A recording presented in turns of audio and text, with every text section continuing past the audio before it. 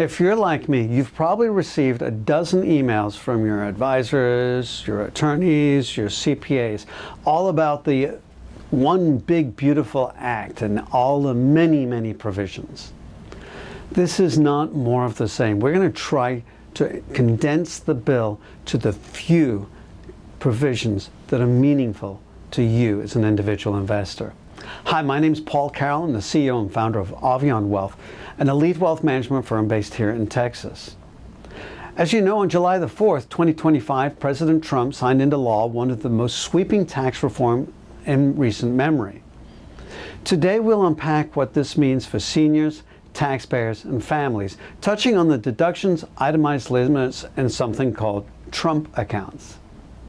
So first, for taxpayers age 65 and older, the bill introduced an extra $6,000 deduction.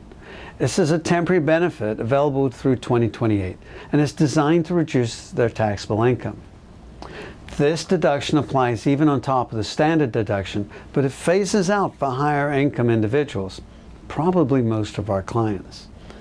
Second, we have a SALT, state and local tax deduction for itemized, and that cap has been raised from $10,000 to $40,000, or $20,000 if you're married filing separately. Now, it's applicable through 2029 with gradual inflation adjustments, and after 2029 it reverts back to the $10,000 cap. Now, of course, again, we get phase-outs kicking in for those earning over $500,000. So again, a number of people are going to see these deductions metered by the phase-out. Third, starting in 2026, the bill implements a reduction of itemized deductions for taxpayers in the 37% tax bracket. This measure aims to limit write-offs for the top income groups. Details are still coming through. There's IRS guidance. So fourth, starting in 2026, is a provision allowing charitable deductions for non-itemizers. Even if you claim the standard deduction, you'll be able to deduct charitable contributions, and this is an effort to incentivize giving across all taxpayer segments. It's a nice little plus. Again, we haven't got all the details. The IRS still has to come up with some rulings on the implementation. We'll let you know.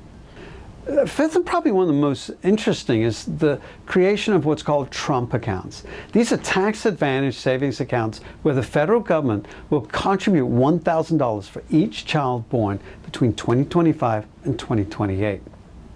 Parents can then contribute up to $5,000 per year, growing tax-deferred and usable for education, job training, or even a home down payment. It's probably one of the most intriguing and interesting little benefits. So in summary, the items that we found most interesting for most of our clients are the $6,000 senior deduction, the SALT cap rates to $40,000, the 37% bracket itemized limit cuts, the non-itemizer charitable deduction, and the Trump accounts for kids. This bill brings both temporary and long-lasting changes to the tax landscape, especially for seniors, high earners, and families.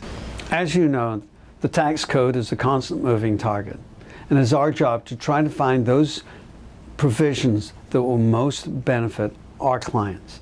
If you have questions about any of these items, or like a more tax-efficient investment strategy, feel free to reach out. We look forward to talking to you, and we wish you the best of investment success.